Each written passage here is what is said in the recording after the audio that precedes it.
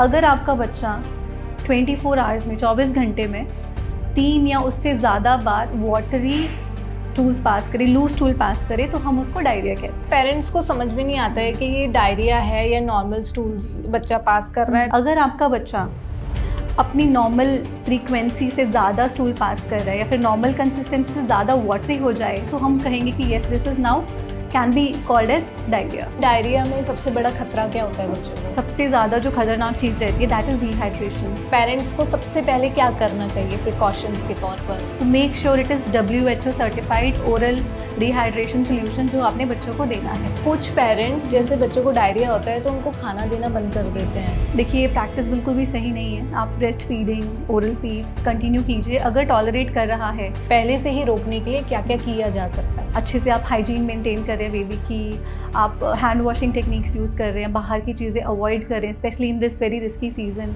कब ऐसा कंडीशन आ जाता है कि एंटीबायोटिक्स देनी चाहिए? तो वायरल चीज़ों में एंटीबायोटिक्स का तो कोई काम ही नहीं है, तो हमें नहीं देना चाहिए। Go visit your paediatrician. Conditions में हॉस्पिटल लेके जाना चाहिए, डॉक्टर से कंसल्ट कर लेना चाहिए। देन यूरिन आउटपुट ऑलमोस्ट ना के बराबर है, बहुत घंटे हो गए उसने यूरिन नहीं पास किया है, बच्चे को हाई ग्रेड फीवर है, बच्चे को परसिस्टेंट वॉमिटिंग है, बच्चे को स्टूल में ब्लड आ रहा है, तो ये सारे डेंजरस साइंस हैं। इन केसेस में do not wait at home, visit the hospital as soon as possible. बदलते मौसम में छोटे बच्चों में दस्त यानी कि डायरिया की प्रॉब्लम बहुत कॉमन हो जाती है, लेकिन अगर टाइम पे उसकी सही इंफॉर्मेशन और सही देखभाल मिल जाए तो इससे होने वाले गंभीर परिणामों से बचा जा सकता है। तो आज इसी विषय को लेकर हम हैं डॉक्टर मंजीत धालीवाल जी के साथ, जो हमारे साथ आरोग्यम हॉस्पिटल से जुड़ी हैं।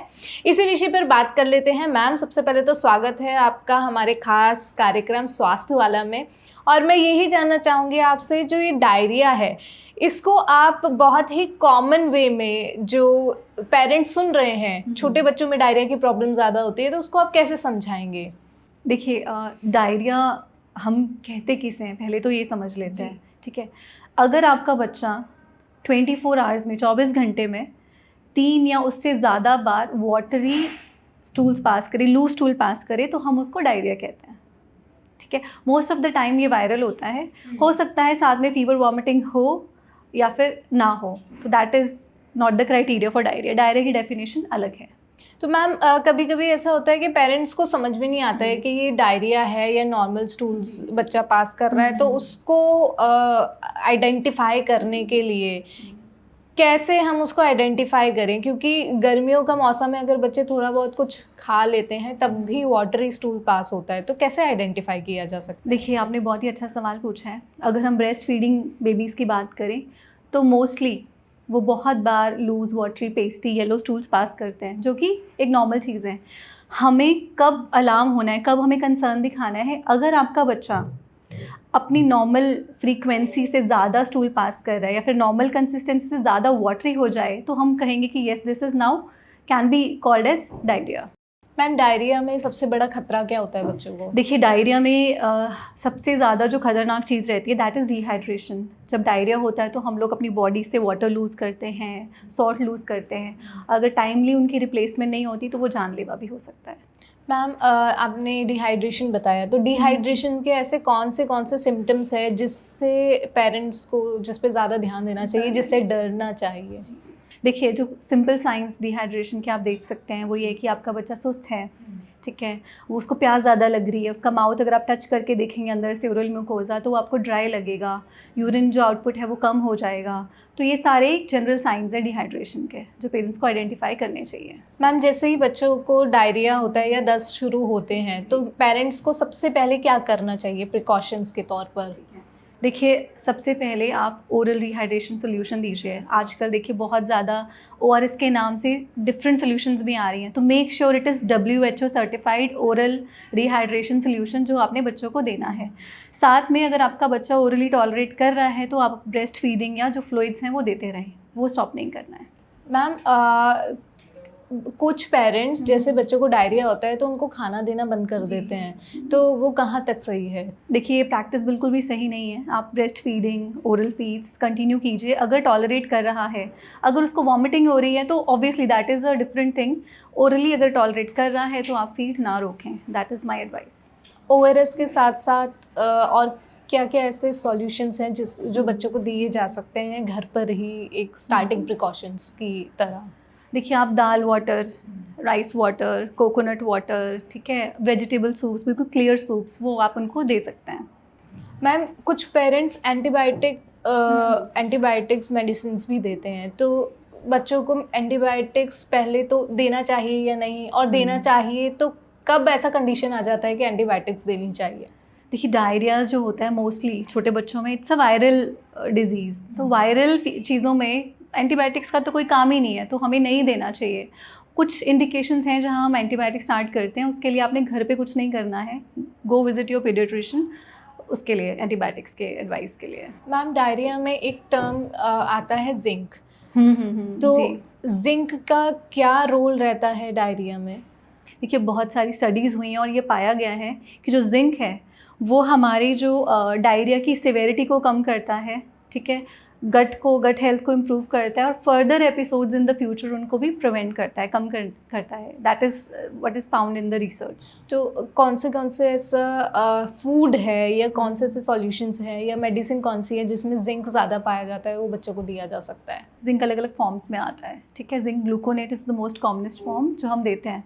आइडली 6 मंथ से नीचे जो बच्चे होते हैं उनको 10 mg पर डे देना है, और 6 मंथ से जो ऊपर बच्चे हैं उनको 20 mg पर डे देना है जिंक सप्लीमेंटेशन। ऐसे किस कंडीशंस में बच्चों को, जब डायरिया है तो किस कंडीशंस में हॉस्पिटल लेके जाना चाहिए, डॉक्टर से कंसल्ट कर लेना चाहिए? देखिए, अगर हमारा बच्चा एक्सेसिवली लेथार्जिक है, मतलब बिल्कुल उठ नहीं रहा है, बहुत ज़्यादा स्टिमुलेट करना पड़ा है तो भी लेथार्जिक है, देन यूरिन आउटपुट ऑलमोस्ट ना के बराबर है, बहुत घंटे हो गए उसने यूरिन नहीं पास किया है, बच्चे को हाई ग्रेड फीवर है, बच्चे को परसिस्टेंट वॉमिटिंग है, बच्चे को स्टूल में ब्लड आ रहा है, तो ये सारे डेंजर साइंस हैं। इन केसेस में do not wait at home, visit the hospital as soon as possible.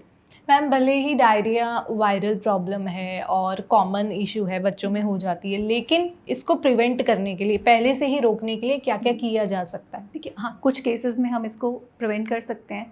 अगर आपने टाइमली अर्ली ब्रेस्ट फीडिंग शुरू किया है, अच्छे से आप हाइजीन मेंटेन कर रहे हैं बेबी की, आप हैंड वॉशिंग टेक्निक्स यूज़ कर रहे हैं, बाहर की चीज़ें अवॉइड कर रहे हैं specially in this very risky season, ये सब चीज़ें हैं। आप वैक्सीनेट प्रॉपरली कर रहे हैं अपने बच्चों को, स्पेशली रोटा वायरस जो कि इनिशियल 1 to 3 मंथ्स में लगती है। अगर आप ये सब फॉलो कर रहे हैं तो मैं ये नहीं कहूँगी कि डायरिया बिल्कुल नहीं होगा, the chances of having diarrhoea in the future वो बहुत बहुत कम हो जाते हैं।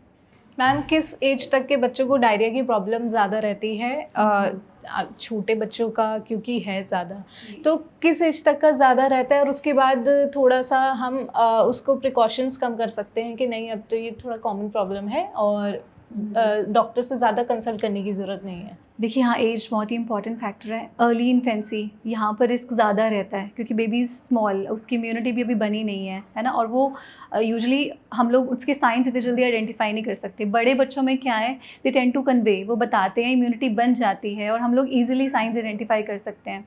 तो ये दोनों एज ग्रुप्स हैं जिसमें हम लोग डिफरेंट अप्रोच रखते हैं। लाइक बड़े बच्चों को usually you can manage at home also with oral medication. छोटे बच्चों में अगर जैसे डायरिया होता है, it is better that you get them admitted, और जो भी फ्लूइड रिससिटेशन ऑल वो सब आप स्टार्ट करवा दें। लास्ट में मैम मैं यही पूछना चाहूँगी, जो अभी पेरेंट्स, नए पेरेंट्स हैं, हाल ही में पेरेंट्स बने, क्योंकि उन्हें ज़्यादा नॉलेज नहीं होता है, जैसे किसी का फर्स्ट चाइल्ड है तो उन्हें नहीं पता है, बहुत सारी चीज़ें देख के पेरेंट्स डर भी जाते हैं, यूट्यूब पे चीज़ें सर्च करते हैं, तो उनको आप क्या एक सजेशन आप देना चाहेंगे? देखिए, मैं ये कहूँगी कि अगर कुछ भी ऐसा होता है, पहले तो घबराना नहीं है, ठीक है।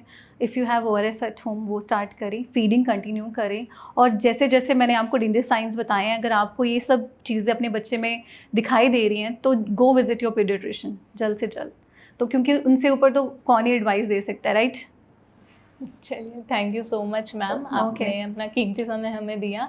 और जो नए पेरेंट्स हैं जिनको लगता है कि हाँ ये प्रॉब्लम हमने फेस की है, या आपको लगता है कि क्योंकि गर्मी का मौसम है और ये कॉमन प्रॉब्लम है, डायरिया बच्चों में हो ही जाता है, तो आप घबराइए नहीं। आपने, मैम ने जो सारी चीज़ें आपको बताई है वो प्रिकॉशंस आप ध्यान रखिए।